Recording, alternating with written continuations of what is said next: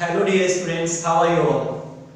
तो आज का जो अपना विषय है, टॉपिक है, मुद्दा है, सब्जेक्ट है, वो है series combination of capacitors. Now you will think कि आपने ऐसा कुछ पढ़ रखा है, तो सोच लीजिए। हाँ, पढ़ा है। हमने क्लास 10th में पढ़ा था कि अगर कई सारे रेजिस्टेंस हैं, उनको सीरीज में कनेक्ट किया गया है तो उनका इक्विवेलेंट रेजिस्टेंस कितना आता था। ओके, अब यहां हम बात करेंगे कि कई सारे कैपेसिटर्स हैं, पैरेलल प्लेट कैपेसिटर्स, उनको सीरीज में कनेक्ट किया जा रहा है, उनका कैपेसिटेंस कितना आएगा, that we need to find out. Resistances के सीरीज कॉम्बिनेशन का फॉर्मूला आता था R1 plus R2 plus R3, लेकिन यहां कैपेसिटेंस के सीरीज कॉम्बिनेशन में रिजल्टेंट कैपेसिटेंस जो होगा उसका फॉर्मूला आता है 1/C = 1/C1 + 1/C2 + 1/C3। ये उल्टा है, सीधा मत करना आप इसको, है ही उल्टा। The series combination of three different capacitors will be equal to the 1/C = 1/C1 + 1/C2 + 1/C3। चलिए डेराइव इसको अब हम करेंगे, कैसे हमें लेके आना है। उससे पहले सीरीज कॉम्बिनेशन होता क्या है, कैपेसिटर्स का सीरीज कॉम्बिनेशन होता क्या है, तो आप पहले डायग्राम देख लो।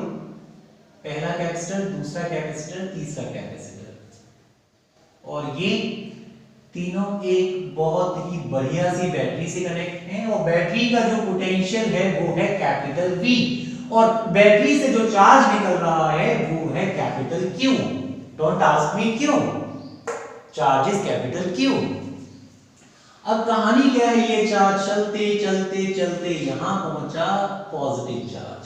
ओके, अब ये पॉजिटिव चार्ज क्या करेगा, इस वाली प्लेट के अंदर से नेगेटिव चार्ज को इंड्यूस करेगा, तो इतना ही नेगेटिव चार्ज। लेकिन कंजर्वेशन ऑफ चार्ज हमें यह बताता है कि पहले इस प्लेट पे चार्ज 0 था, तो अब भी 0 होना चाहिए। तो जितना नेगेटिव चार्ज यहां इंड्यूस हुआ है उतना ही पॉजिटिव चार्ज दूसरे सरफेस पे इंड्यूस होगा, और ये पॉजिटिव चार्ज यहां से दूसरी प्लेट पे चला जाता है। सेम प्रोसीजर यहां, नेगेटिव चार्ज इंड्यूस और इसका पॉजिटिव चार्ज यहां, same procedure, negative charge induce, positive charge battery के अंदर नेगेटिव टर्मिनल की तरफ अट्रैक्ट हो जाता है। इस प्लेट पे चार्ज पॉजिटिव Q, इस पे -Q, तो ओवरऑल जो चार्ज कहा जाता है, अब हम ये कहेंगे charge at capacitor is Q। Plus Q या माइनस Q छोड़िए, चार्ज हम ये कहेंगे Q है। ऐसे ही इस वाले कैपेसिटर पे चार्ज कितना है, इस पर भी Q, इस पर भी Q।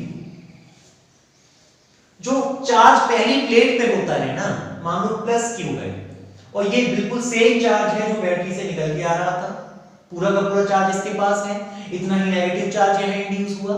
तो आप ये नहीं कहेंगे कि ओवरऑल चार्ज कैपेसिटर पे 0 है, आपको बस पहली प्लेट पे जो चार्ज होता है वो बताना होता है। तो कैपेसिटर पे चार्ज है जो पहली प्लेट पे चार्ज प्लस Q, और सेम अमाउंट में दूसरी प्लेट पे charge plus Q, same amount में तीसरी प्लेट पे charge plus Q।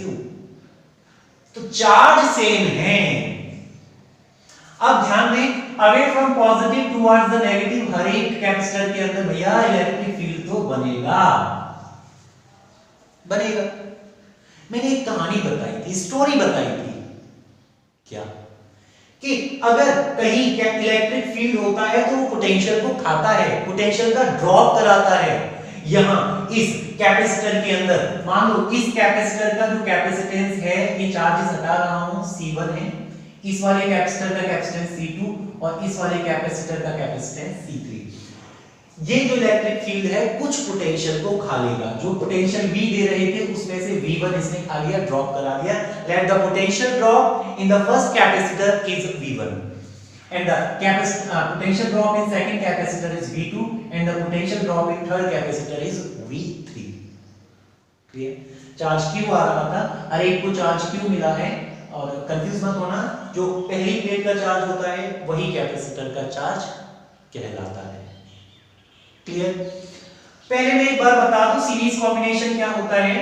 Series combination में ऐसे बताएंगे, the second plate of capacitor is connected to the first plate of another capacitor.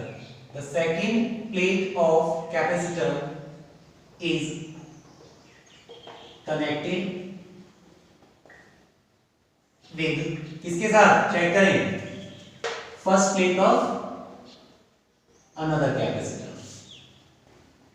तो साहब अगर ऐसा होता है तो ये जो प्रोसीजर है ये सीरीज कॉम्बिनेशन कहलाता है। एंड सो ऑन मतलब ऐसा होता रहेगा। मतलब अब दूसरे वाले कैपेसिटर की दूसरी प्लेट तीसरे वाले कैपेसिटर की पहली प्लेट से, और चौथा होता तो तीसरे की दूसरी प्लेट चौथे की पहली कैपेसिटर प्लेट से। तो ऐसा प्रोसीजर चलता रहेगा। ये कहलाता है series combination of capacitor. Prove क्या करना है, ये सीरीज कॉम्बिनेशन का डायग्राम ये दिया गया। पोटेंशियल V1 यहां खर्च हुआ, V2 यहां खर्च हुआ, V3 यहां खर्च हुआ। दो चीजें जो बराबर हैं, क्या क्या चीजें बराबर हैं, सॉरी एक चीज बराबर है, सबको चार्ज सेम मिल रहा है। तो इन सीरीज ध्यान रखना होगा, चार्ज रिमेन्स सेम। जो सीरीज कॉम्बिनेशन होता है उसमें हर एक को चार्ज सेम मिलता है, लेकिन पोटेंशियल अलग अलग होता है, पोटेंशियल ड्रॉप डिफरेंट होता है। पोटेंशियल ड्रॉप पूरा लिख देंगे, पोटेंशियल ड्रॉप कैसा, different. Let's start the derivation. क्या बोलेंगे, दिया गया पोटेंशियल इज इक्वल टू खर्च potential. So given potential is equal to हो जाएगा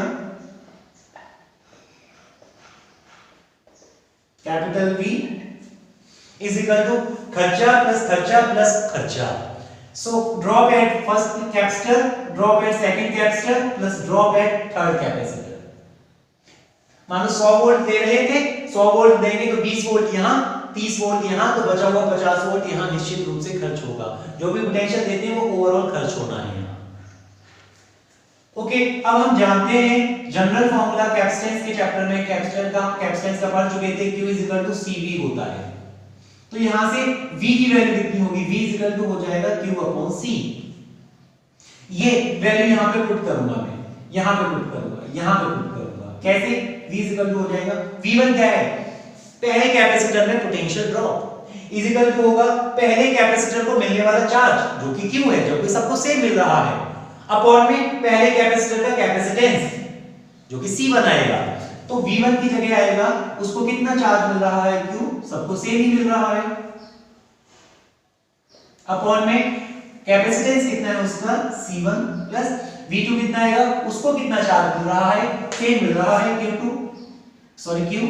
अपॉन में उसका कैपेसिटेंस कितना है C2 प्लस तीसरे कैपेसिटेंस को कितना चार्ज मिल रहा है Q, उसका कैपेसिटेंस कितना है C3। तो Q कॉमन लेने के बाद बच रहा है 1/C1 plus 1/C2 plus 1/C3। लेकिन कहानी यही नहीं खत्म हो जाती। अब आपको बता देना होगा कि अगर ये सारी तामझाम हटा के मैं एक कैपेसिटर ले लेता और उसको इसी बैटरी से कनेक्ट कर देता जिसमें से इतना ही चार्ज निकल रहा होता, तो मान लो उसका कैपेसिटेंस C होता।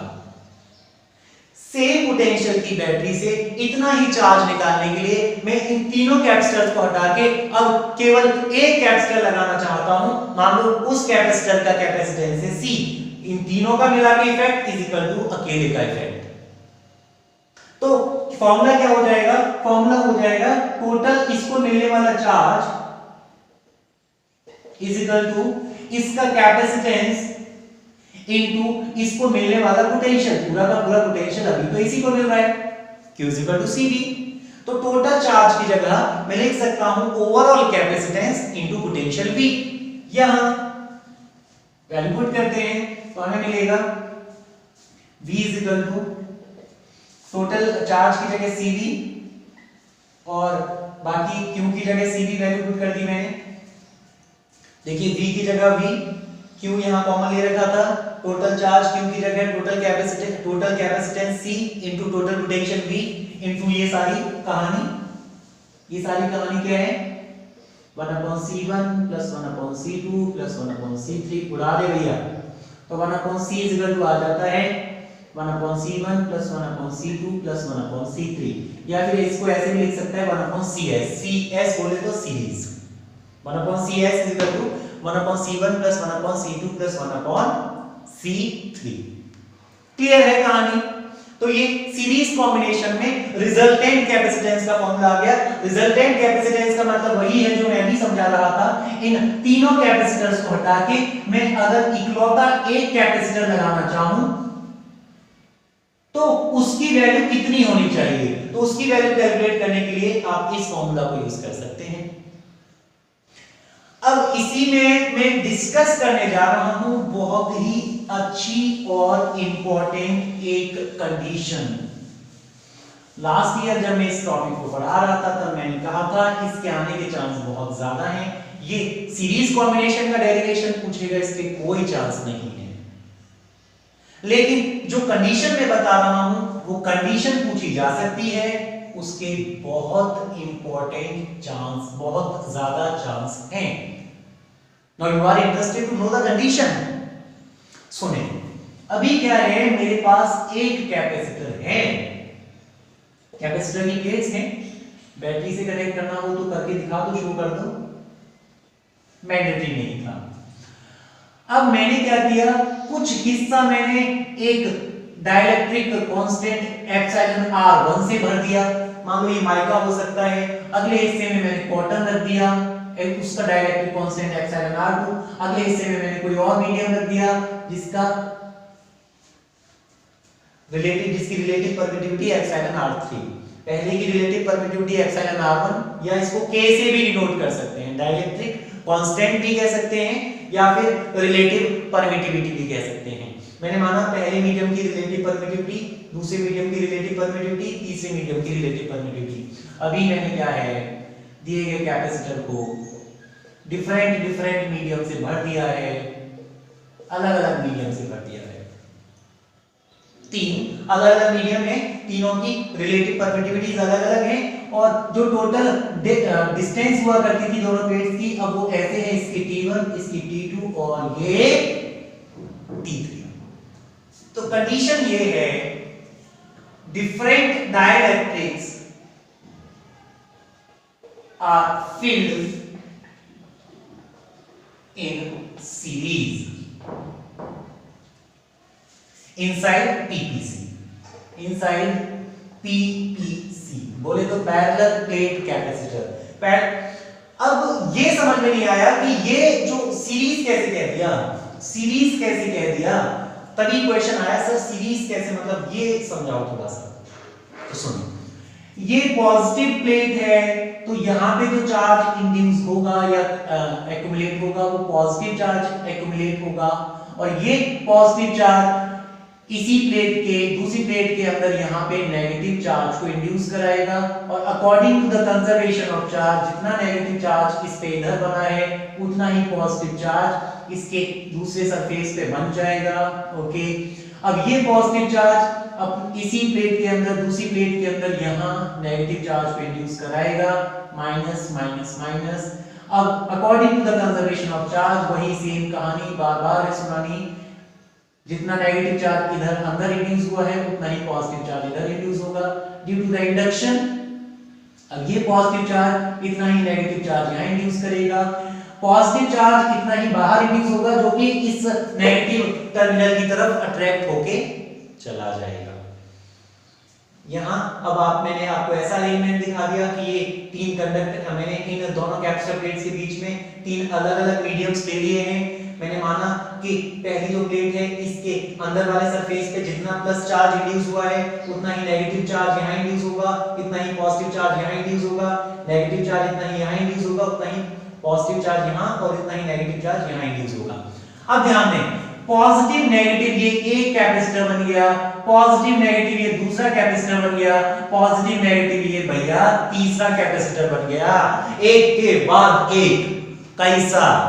कैसा अरेंजमेंट है ये, सीरीज नजर आ रहा है, एक कैपेसिटर के बाद दूसरा, दूसरे के बाद तीसरा। अब मैंने क्या किया, वो जो इकलौता कैपेसिटर था उसको अब मैंने मान लिया कि 3 डिफरेंट कैपेसिटर हैं and they are connected in series.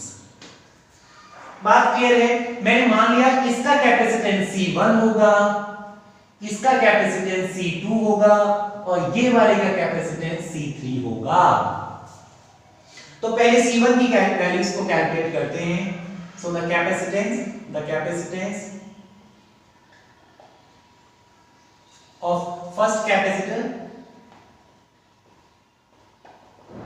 अब मैंने उसी एक पीपीसी में से जो 3 कैपेसिटर बना दिए हैं उनमें से पहले वाले का कैपेसिटेंस निकालने में जा रहा हूं।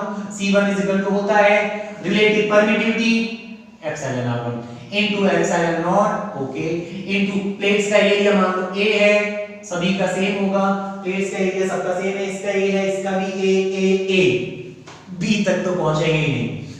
एरिया अपॉन में प्लेट्स के बीच की इन प्लेट्स के बीच की दूरी जो कि T1 है, क्वेश्चन 1। ऐसे ही C2 कितना होगा, सेकंड कैपेसिटर का कैपेसिटेंस कितना होगा, C2 होगा सेकंड कैपेसिटर का relative permittivity epsilon R2 into epsilon naught A into plates का एरिया अपॉन में दोनों प्लेट्स के बीच की दूरी T2। ऐसे ही C3 कितना होगा, थर्ड कैपेसिटर के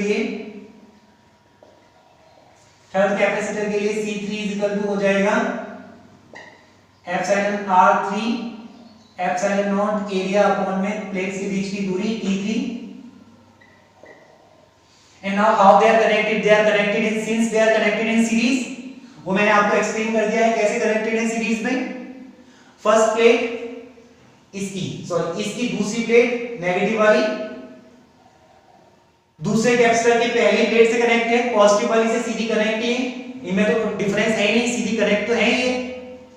ओके, तो सीरीज कॉम्बिनेशन हो गया। अब सीरीज कॉम्बिनेशन में फॉर्मूला क्या होता था, इन सीरीज कॉम्बिनेशन हम जानते हैं क्या होता था, 1/CS is equal to 1/ पहले का कैपेसिटेंस प्लस 1/ दूसरे का कैपेसिटेंस प्लस 1/ तीसरे का capacitance. Now put the values को पुट करते हैं तो ये हो जाएगा 1/CS is equal to 1/C1, ये 1/C1 लिखना है, मतलब इसको उल्टा करके लिख दो। 1/C1 लिखना है तो 1/C1 की वैल्यू क्या हो जाएगी, T1 ऊपर आ जाएगा, उल्टा करके लिख दो तो ये हो जाएगा T1। देखो ना 1/C1 लिखना है तो 1/C1 की वैल्यू हो जाएगी T1 ऊपर आ गया और ये सारी काम झाम नीचे। ऐसे ही 1/C2 को उल्टा करके लिख दो T2 अपॉन में epsilon R2 epsilon naught A into A plus 1/C3 को उल्टा करके लिख दो T3 upon epsilon R3 epsilon naught A into A। आप भी कुछ कॉमन अगर है तो कॉमन ले लो, एप्सिलॉन नॉट A कॉमन है तो 1/A कॉमन आ गया। कॉमन लेने के बाद क्या बचा, T1 upon epsilon R1 plus T2 upon epsilon R2 plus T3 upon epsilon R3। यही नहीं रुक जाना है, अब भी मुझे CS की वैल्यू निकालनी है, मतलब ओवरऑल कैपेसिटेंस कितना हो जाएगा अब वो कैलकुलेट करना है मेरे को। ओवरऑल इस पूरे कॉम्बिनेशन का पूरी काम जानता कैपेसिटेंस कितना होगा, तो CS उल्टा कर दो 1/CS के लिए CS लिख रहा हूं तो इस साइड पे उल्टा कर दो, एप्सिलॉन नॉट का उल्टा करेंगे तो एप्सिलॉन नॉट ये ऊपर आ गया, ये जो मल्टीप्लाई में था ये आपको डिवाइड में दिखेगा। तो कहानी यहीं खत्म हो नहीं जाती। आप सोचेंगे अभी क्या बचा, ये रिजल्टेंट कैपेसिटेंस तो मैंने निकाल लिया सीरीज में, 3 अलग डिफरेंट डाइलेक्ट्रिक कांस्टेंट को भर देने से अब एक ये तीनों सीरीज कॉम्बिनेशन का जैसा बिहेव किए, तीनों सीरीज कॉम्बिनेशन में बिहेव किए, तो सीरीज कॉम्बिनेशन वाले फॉर्मूला से मैंने इन तीनों का मिला के रिजल्टेंट कैपेसिटेंस फाइंड आउट कर लिया। अब इसमें भी एक केस स्टडी में पढ़ने जा रहा हूं। केस स्टडी क्या है, देखिए ये फॉर्मूला आप याद कर लो पहले तो एक बार डायग्राम के साथ स्क्रीनशॉट ले लेना। अभी कंडीशन थोड़ी सी मैं चेंज कर रहा हूं, केस थोड़ा सा चेंज कर रहा हूं, मैं ले रहा हूं कैपेसिटर और वही अपनी प्यारी सी बैटरी, और अब मैंने बिल्कुल बीच में ये दोनों प्लेट्स के बीच की दूरी d हुआ करती थी तो d/2 इधर d/2 इधर, पहला कैपेसिटेंस एप्सिलॉन R1, दूसरा कैपेसिटेंस जो है उसके पहला कैपेसिटर उसकी रिलेटिव परमिटिविटी एप्सिलॉन R1, दूसरा कैपेसिटर उसकी relative permittivity epsilon R2। Positive तो यहाँ पॉजिटिव और ये पॉजिटिव चार्ज यहाँ नेगेटिव चार्ज को रिड्यूस करेगा, जितना नेगेटिव इधर उतना ही पॉजिटिव इस सेम प्लेट के दूसरे सरफेस पे, ये पॉजिटिव चार्ज नेगेटिव चार्ज को रिड्यूस करेगा, पॉजिटिव चार्ज यहाँ अट्रैक्ट होके चला जाएगा। पॉजिटिव नेगेटिव एक प्लेट, पॉजिटिव नेगेटिव दूसरी प्लेट, दोनों एक के बाद एक कनेक्ट हैं, that is why this is series combination. अब इसी फॉर्मूला को ध्यान में रखते हुए मैं ओवरऑल डाइलेक्ट्रिक कांस्टेंट पता करना चाहता हूं। मुझसे कहा जा रहा है इसकी रिलेटिव परमिटिविटी एप्सिलॉन R1 है, डाइलेक्ट्रिक कांस्टेंट एप्सिलॉन R1 है, इसकी रिलेटिव परमिटिविटी एप्सिलॉन R2 है। तो ओवरऑल रिलेटिव परमिटिविटी क्या होगी किसकी? दोनों की मिला के। लास्ट टाइम फिर आप सोचोगे सर लास्ट टाइम भी तो यही किया था। नहीं, लास्ट टाइम हमने कैपेसिटेंस निकाला था मिला के। अभी क्या निकालना चाहता हूं? कैपेसिटेंस भूल जाओ। अभी क्या निकालना चाहता हूं? रिलेटिव परमिटिविटी किसकी? अरे भैया इसकी। काई को नहीं समझता है।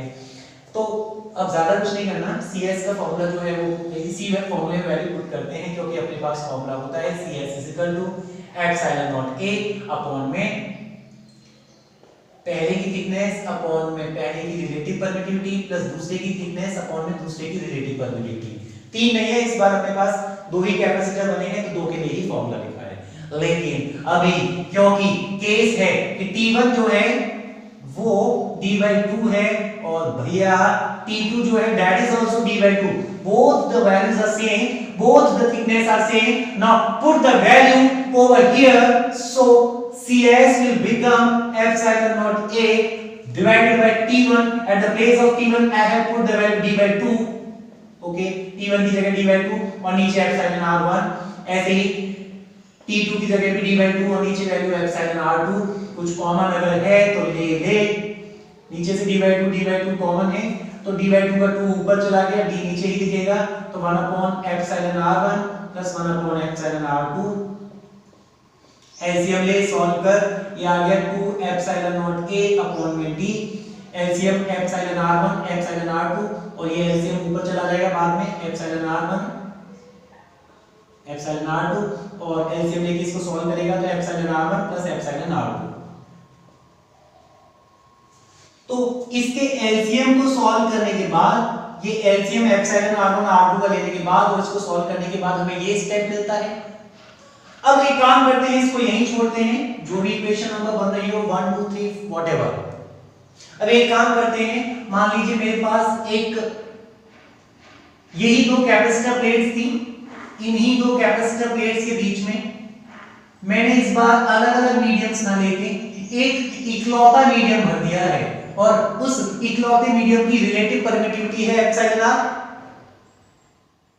तो अब इसका कितना रिजल्टेंट कैपेसिटेंस आएगा?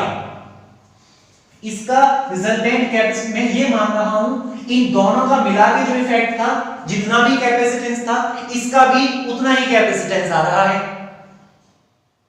मैं इन दोनों इसकी रिलेटिव परमिटिविटी एप्सिलॉन R1 थी, इसकी रिलेटिव परमिटिविटी एप्सिलॉन R2 थी, मैं इन दोनों की रिलेटिव परमिटिविटी निकालना चाहता हूं, इन दोनों की रिजल्टेंट परमिटिविटी निकालना चाहता हूं। तो मैंने मान लिया कि इन दोनों की रिजल्टेंट परमिटिविटी एप्सिलॉन R है, तो मैं इन प्लेट्स में से दोनों को हटा के खाली एप्सिलॉन R को अगर भर दूं तो जितना इनका कैपेसिटेंस आ रहा था उतना ही इसका भी आना चाहिए। तो इसका आ जाएगा CS कैपेसिटेंस बराबर आना चाहिए, पहले कितना आ रहा था CS, तो मैंने अब भी मान लिया CS ही आ गया इसका। इस इक्वल टू क्या होगा? Relative permittivity into epsilon not into area upon में दोनों प्लेट्स के बीच की दूरी d। Case solve. क्लियर है? अब दोनों को कंपेयर कर लो, क्योंकि कैपेसिटेंस तो दोनों केसेस में सेम आने वाले ही है। क्यों? किसी के डाउट मन में डाउट होगा सर क्यों आएंगे कैपेसिटेंस से? अरे भैया मैं क्या कह रहा हूं, मैं ये इन दोनों का रिजल्टेंट निकालना चाह रहा हूं। रिजल्टेंट मतलब जितना इन दोनों का इफेक्ट था इतना इसका इफेक्ट होगा, तो जितना ये दोनों मिला के कैपेसिटेंस बना रहे थे CS, उतना ये अकेला बनाएगा CS। तो CS इसके हिसाब से आ रहा है, CS इसकी relative permittivity epsilon naught A upon में दोनों के बीच की डिस्टेंस की कंपेयर कर लो 1 और 2 का। कंपेयर करने से हमें पता चलेगा लेफ्ट हैंड साइड बराबर है तो राइट हैंड साइड भी बराबर होनी चाहिए। Epsilon R epsilon naught A upon D is equal to, ये देखिए पूरी कहानी 2 epsilon r1 epsilon r2 upon में epsilon r1 plus epsilon r2 into ये जो भी बचा epsilon naught a by d, इसका मल्टीप्लाई है इसके साथ, उड़ा दो, कैंसिल कर दो। एप्सिलॉन r इक्वल टू आ गया 2 epsilon r1 epsilon r2 upon में epsilon r1 plus epsilon r2। तो ये है रिलेटिव परमिटिविटी का फॉर्मूला, मतलब इन दोनों की मिला के कंबाइंड रिलेटिव परमिटिविटी जो आएगी वो आएगी इतनी। इसको एक न्यूमेरिकल, ये हो गया डेरिवेशन कंप्लीट, कंडीशन कंप्लीट हो गई। इसी को अगर न्यूमेरिकल की फॉर्म में दे दिया जाता तो मुझसे कहता कि बताइए, अब देखो ये याद होना क्यों जरूरी है। मान लो वो मुझसे कहता कि एक दो मीडियम जो लिए हैं, एक की रिलेटिव परमिटिविटी 2 है, दूसरे की रिलेटिव परमिटिविटी 3 है, तो बताइए ओवरऑल कैपेसिटेंस कितना होगा। फिर आपको पूरी कहानी सॉल्व करनी पड़ती है। रिलेटिव ओवरऑल कैपेसिटेंस निकालने के लिए CS इक्वल टू वो फॉर्मूला बनाना पड़ता है, उस फॉर्मूले में सारी वैल्यूज पुट करनी पड़ती। अब शॉर्ट ट्रिक में कैसे करेंगे, एक काम करो, इन दोनों की रिलेटिव परमिटिविटी, रिजल्टेंट परमिटिविटी निकालो। तो रिजल्टेंट परमिटिविटी इक्वल टू होगी 2 इनटू पहले की इनटू दूसरे की 2 इनटू 3 अपॉन में पहले का सम प्लस दूसरे का सम 2 प्लस 3 4 3 12 अपॉन 5 2.4 हटा 7 की घटा। अब क्या है, इन दोनों को हटा, अब तू क्या है खाली एक मीडियम भर दे, वो भी कितना 2.4 रिलेटिव परमिटिविटी का। अब तू निकाल सकता है क्या, capital C is equal to relative permittivity into epsilon naught A upon D। ये कहानी सॉल्व कर लेगा तू, इनकी वैल्यूज तुझे न्यूमेरिकल में दी होंगी, C आ जाएगा, रिजल्टेंट कैपेसिटेंस इसका आ जाएगा।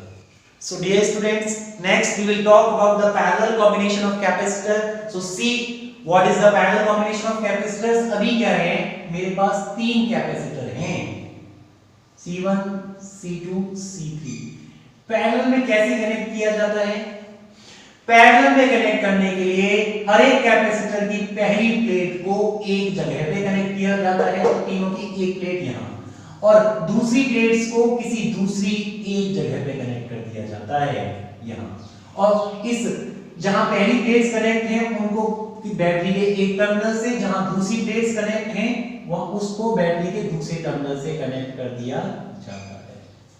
और बैटरी का पोटेंशियल कैपिटल V और बैटरी से निकलने वाला चार्ज कैपिटल Q। पहला जो कैपेसिटेंस है मान लो C1 है, दूसरे का कैपेसिटेंस C2, तीसरे का capacitance C3।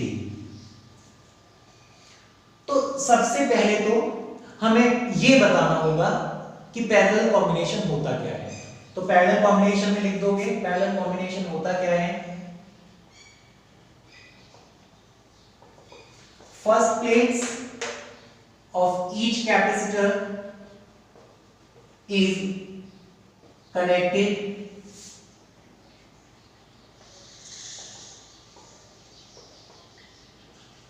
at same place, at one place,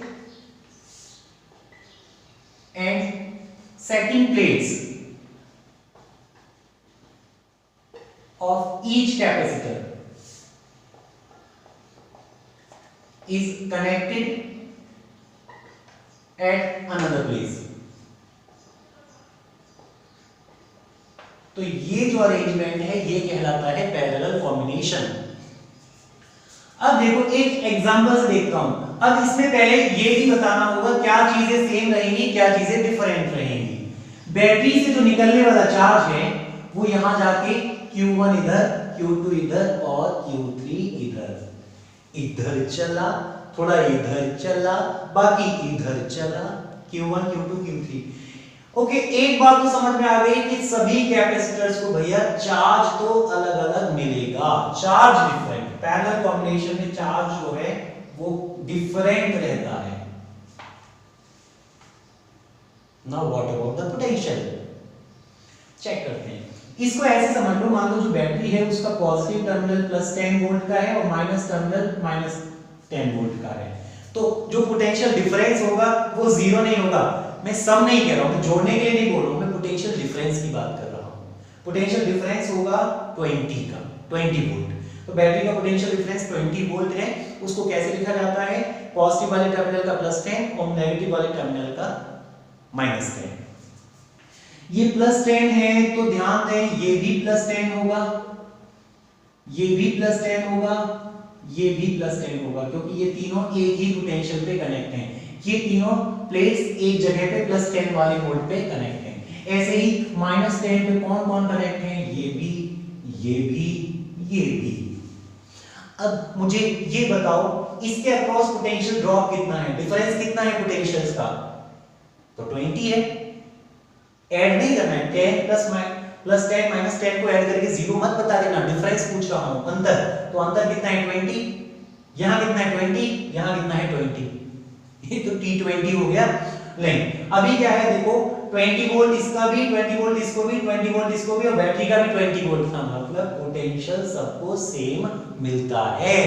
तो यहां जो इंपॉर्टेंट बात है वो यही है कि पैरेलल कॉम्बिनेशन में हर एक कैपेसिटर को पोटेंशियल सेम मिलता है, पोटेंशियल सेम। तो इस कॉन्सेप्ट को दिमाग में रखेंगे। पैरेलल कॉम्बिनेशन क्या होता है, पैरेलल कॉम्बिनेशन में क्या चीजें सेम रहती हैं और क्या चीजें डिफरेंट होती हैं। तो ये तो मैंने समझा दिया पैरेलल कॉम्बिनेशन। अब डेरिवेशन करेंगे किस चीज का? रिजल्टेंट कैपेसिटेंस निकालूंगा। मतलब कि तीनों को हटा के, ओके, मैं एक कैपेसिटर लगाना चाहूंगा, ठीक है, उस इकलौते कैपेसिटर का, ओके, कैपेसिटेंस कितना होना चाहिए ताकि जितना इन तीनों का इफेक्ट था उसका अकेले का हो। उसी को बोलते हैं रिजल्टेंट, उसी को बोलते हैं रिजल्टेंट कैपेसिटेंस। तो इन तीनों कैपेसिटेंस का रिजल्टेंट कैपेसिटेंस फाइंड आउट करना है। So I am going for the derivation which is parallel combination of capacitance। अब मुझे डेरिवेशन करना है और डेरिवेशन होता है C = C1 + C2 + C3।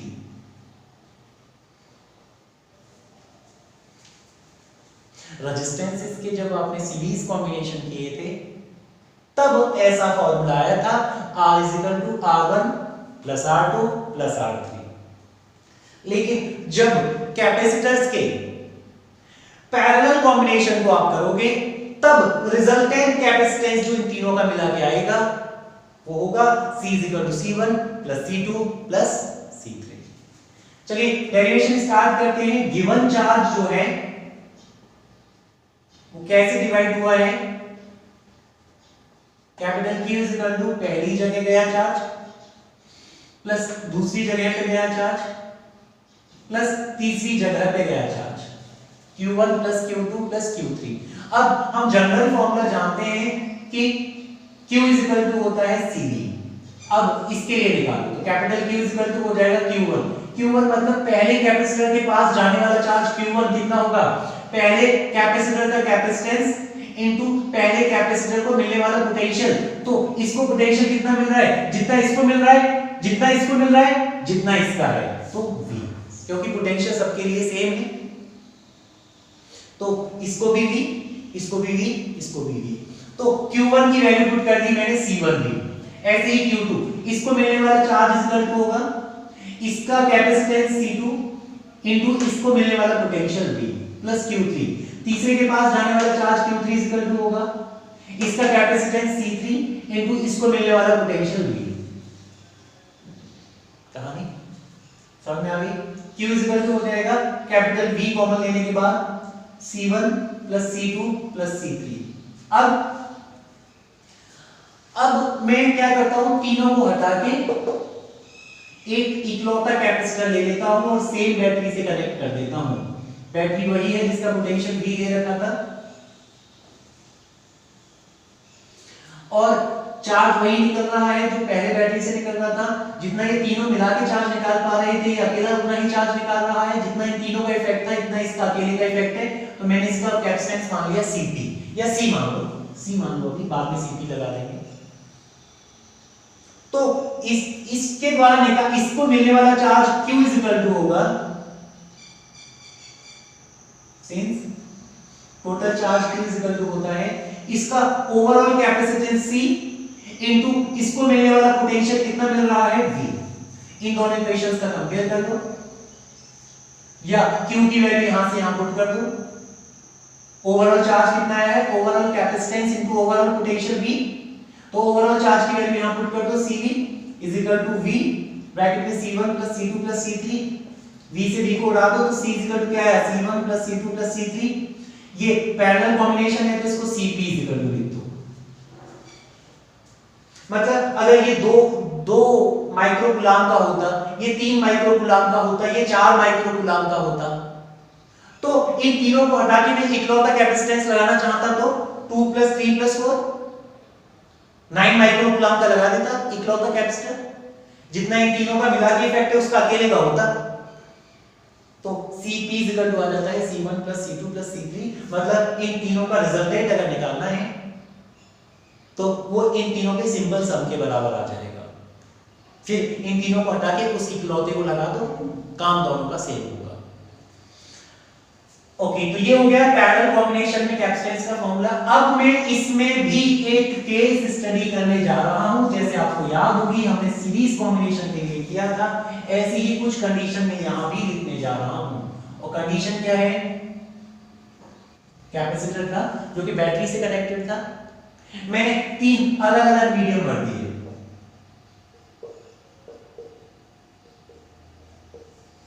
ये मीडियम 1, मीडियम 2, मीडियम 3।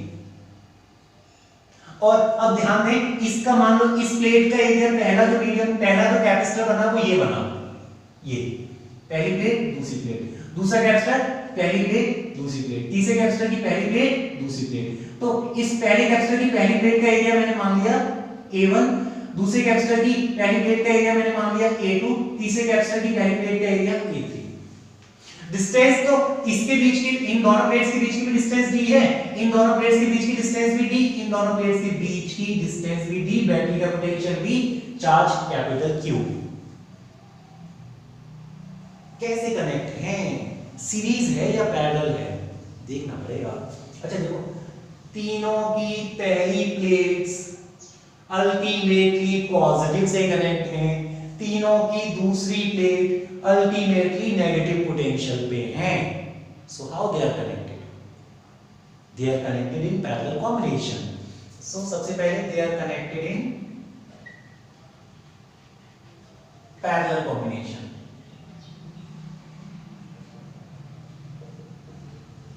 ओके, अब कंडीशन क्या है, क्या फाइंड आउट मैं करना चाहता हूं, मैं ओवरऑल कैपेसिटेंस पता करना चाहता हूं, जबकि पहला जो कैपेसिटर है उसकी रिलेटिव परमिटिविटी इतनी, दूसरे की इतनी, तीसरे की इतनी। पहला कैपेसिटर है उसकी रिलेटिव परमिटिविटी एप्सिलॉन R1, दूसरे कैपेसिटर की रिलेटिव परमिटिविटी एप्सिलॉन R2, तीसरे कैपेसिटर की रिलेटिव परमिटिविटी बंधु एप्सिलॉन R3। ठीक है, कैसे कनेक्ट दिख रहे हैं, कुछ बोले कि सर हमें तो कुछ दिख ही नहीं रहा। तो देख भैया, ये पहला कैपेसिटर पहली प्लेट दूसरी प्लेट, दूसरा कैपेसिटर पहली प्लेट दूसरी प्लेट, तीसरा कैपेसिटर पहली प्लेट दूसरी प्लेट, पहली प्लेट पहले कैपेसिटर की प्लेट्स का एरिया A1, दूसरे A2, तीसरे के लिए A3। पहले की रिलेटिव परमिटिविटी एप्सिलॉन R1, दूसरे की एप्सिलॉन R2, तीसरे की एप्सिलॉन R3। ये तीनों पैरेलल में कनेक्ट हैं, ये हमने डिस्कस कर लिया, क्योंकि तीनों की पहली प्लेट्स एक जगह पे, तीनों की दूसरी प्लेट्स एक जगह पे पैरेलल में कनेक्ट है। इसका ओवरऑल कैपेसिटेंस पता करूंगा और उसके बाद आगे चल के मैं रिजल्टेंट परमिटिविटी भी पता करूंगा। पहले रिजल्टेंट कैपेसिटेंस, तो रिजल्टेंट कैपेसिटेंस हमें पता करना है अभी of different medium, different dielectric medium, different dielectric medium in parallel. अलग अलग डिफरेंट डाइलेक्ट्रिक मीडियम है, पैरेलल में कनेक्ट है। तो ठीक है, जो कहानी हम फॉलो करते हैं उसी को फॉलो करेंगे, क्योंकि फॉर्मूला होता है C = C1 + C2 + C3।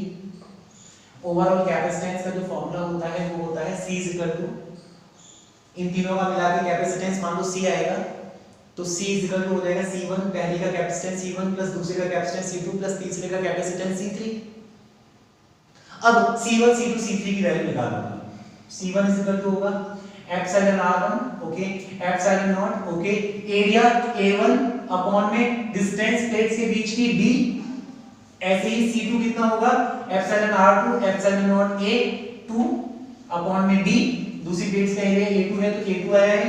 ऐसे ही तीसरे का कैपेसिटेंस, ये तो तीसरा कैपेसिटर बन रहा है, इसका capacitance epsilon r3 epsilon not a3 upon में d। इन तीनों मान को यहां पुट कर दे तो ये आ जाएगा रिजल्टेंट कैपेसिटेंस, वो भी पैरेलल में है तो Cp C1 कितना है epsilon r1 epsilon naught a और a1 अपॉन d। ऐसे ही C2 कितना है, C2 है epsilon r2 epsilon naught a epsilon not into a2 upon d। C3 कितना है, C3 की वैल्यू कितनी है epsilon r3 epsilon not into a3 upon में d। कुछ कॉमन है, हाँ तो कुछ तो कॉमन है, देखना पड़ेगा। तो देख ले बंधु क्या कॉमन है, ये ले भैया, ये ले और ले, अब आगे मत चल, यही करें। तो एप्सिलॉन नॉट a कॉमन लेने के बाद क्या बचा epsilon r1 a1 plus epsilon r2 a2 plus epsilon r3 a3। b का गया, यहाँ d है एप्सिलॉन नॉट अपॉन d था, d है कॉमन में, तो ये आ गया resultant formula. So resultant capacitance, hence resultant capacitance जो हमें निकालना था कितना आया Cp epsilon naught upon d bracket में एप्सिलॉन r1 a1 प्लस जितने भी टर्म्स हो plus epsilon r2 a2 plus epsilon r3 a3।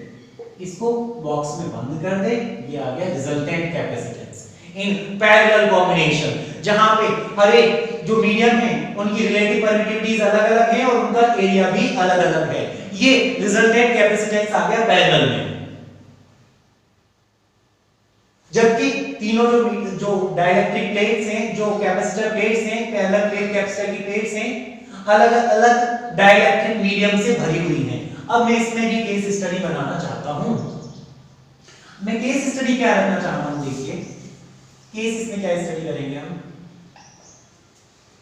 अब एक काम कर, ज्यादा मत कर, दो प्लेट्स ले और इनको बैटरी से कनेक्ट कर दे और इन दोनों प्लेट्स के बीच में ऊपर दूसरा मीडियम, नीचे दूसरा मीडियम। ऊपर वाले मीडियम की रिलेटिव परमिटिविटी एप्सिलॉन r1, नीचे वाले मीडियम की रिलेटिव परमिटिविटी एप्सिलॉन r2। और ऊपर वाली प्लेट्स का एरिया हाफ, नीचे वाली प्लेट्स का एरिया हाफ, क्योंकि a/2 plus a/2 is equal to the plate का पूरा एरिया a। इस बार प्लेट्स का एरिया ऊपर वाली हाफ नीचे वाली हाफ, तो a/2 और a/2 मिला के a, टोटल एरिया a हो गया। क्या पता करना है, क्या चीज फाइंड आउट करना चाहता हूं मैं, निकालना चाहता हूं रिजल्टेंट परमिटिविटी, कैपेसिटेंस नहीं, मैं रिजल्टेंट परमिटिविटी निकालना चाहता हूं। मतलब इन दोनों मीडियम्स को हटा के मैं एक इकलौता मीडियम रखना चाहता हूं जिसका इफेक्ट इन दोनों के बराबर हो। तो हो जा शुरू, कैसे, फॉर्मूला तो पता ही है ना, उसी फॉर्मूले में वैल्यू पुट कर, put the value in formula. तो Cp हो जाएगा epsilon naught a epsilon naught upon d, plates के बीच की दूरी d ही है। और Cp क्यों ले लिया, Cp तो फॉर्मूले में है ना, पैरेलल में कनेक्ट है, तो रिजल्टेंट जो कैपेसिटेंस आएगा, अभी एक बार उसका फॉर्मूला लिख देता हूं कि रिजल्टेंट कैपेसिटेंस आएगा सब epsilon naught upon d into पहले की रिलेटिव परमिटिविटी, पहले का एरिया a/2 प्लस दूसरे की relative permittivity epsilon r2 into दूसरे का एरिया a/2। कुछ कॉमन है तो ले ले, एप्सिलॉन नॉट, ये d था नीचे, d है यहाँ, d है, ये दोनों प्लेट्स के बीच की दूरी d आएगा। एप्सिलॉन नॉट a/2 और ले ले कॉमन, और d तो पहले से है ही, तो epsilon r1 plus epsilon r2, यही रुक जा। काहे देखते इक्वेशन नंबर कौन सी है, जो भी इसके हिसाब से बन देते, इस वाले केस के हिसाब से बन, ये d है, सही से लिख लेते। आई होप आपको राइटिंग समझ में आ जाता हो, मुझे नहीं आता कई बार। चलिए, तो ये पैरेलल कॉम्बिनेशन में ओवरऑल कैपेसिटेंस हमने फाइंड आउट कर लिया, लेकिन कैपेसिटेंस फाइंड आउट करना मेरा लक्ष्य नहीं था, एम नहीं था, टारगेट नहीं था। तो मैं गलत टारगेट पे क्यों पहुंची या नहीं पहुंची, पहुंचेंगे अभी लक्ष्य पे। अब मैंने क्या किया, इन दोनों को हटा, सावन की घटा। एक काम करते हैं, इन दोनों की जगह एक इकलौता, इन दोनों को हटा के मैं इकलौता एक डाइलेक्ट्रिक मीडियम ले रहा हूं एप्सिलॉन आर, और बैटरी वही है जिसका पोटेंशियल V है, चार्ज वही निकाल रही है जो ये निकाल रही थी Q। इसका इफेक्ट इसके बराबर, इस अकेले का इफेक्ट इन दोनों के मिला के बराबर होना चाहिए। इसका अकेले का इफेक्ट इन दोनों के बराबर होना चाहिए। तो अब क्या होगा, जितना इन दोनों का मिला के कैपेसिटेंस आ रहा था उतना इसका आना चाहिए फिर। तभी तो मैंने इन दोनों को हटा के इसको रख दिया। मैं ये कह रहा हूं साहब, ये दोनों जितने थे उतना अकेला ये है, तो जितना इन दोनों का कैपेसिटेंस आ रहा था इतना इसका आना चाहिए। तो इसका कैपेसिटेंस हो जाएगा Cp relative permittivity epsilon r into epsilon not into plates का एरिया A अपॉन में प्लेट्स के बीच की डिस्टेंस D, इक्वेशन नंबर 2। अब 1 को और 2 को कंपेयर कर लेते, कंपेयर 1 एंड 2, कंपेयर 1 एंड 2।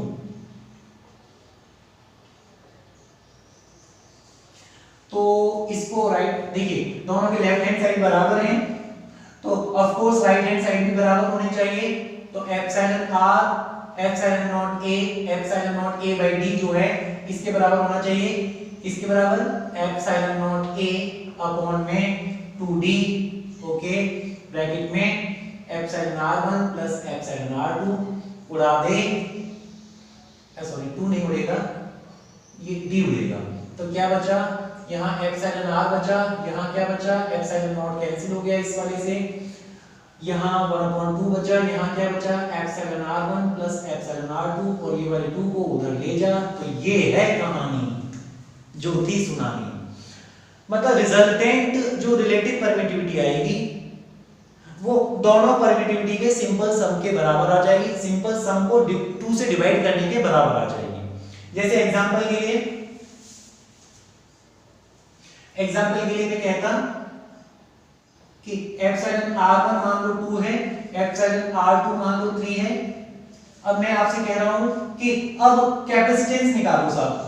आधे मीडियम में, पहला मीडियम डाइलेक्ट्रिक मीडियम जो भरा हुआ है उसकी रिलेटिव परमिटिविटी 2 है, आधे दूसरे मीडियम में जो डाइलेक्ट्रिक मीडियम भरा हुआ है उसकी रिलेटिव परमिटिविटी 3 है।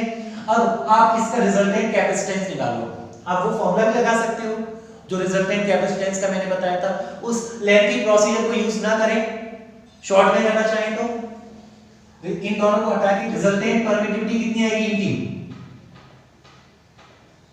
सिंपल सम के बराबर, सॉरी सिंपल सम को 2 से डिवाइड करने के बराबर 2.5। अब एक काम करो, इन दोनों मीडियम्स को हटा के ये अकेला जो मीडियम है उसकी रिलेटिव परमिटिविटी 2.5 है। अब लगा दो, कैपेसिटेंस का फॉर्मूला क्या होता है, C relative permittivity into epsilon naught a by d। ये सारी चीजें पता होगी, ये तुम निकाल चुके हो, यहां से आपको रिजल्टेंट कैपेसिटेंस पता चल जाता है। सो दैट्स ऑल, मिलते हैं नेक्स्ट क्लास में, तब तक के लिए मैं लेता हूं आपसे अलविदा। जय हिंद, जय भारत।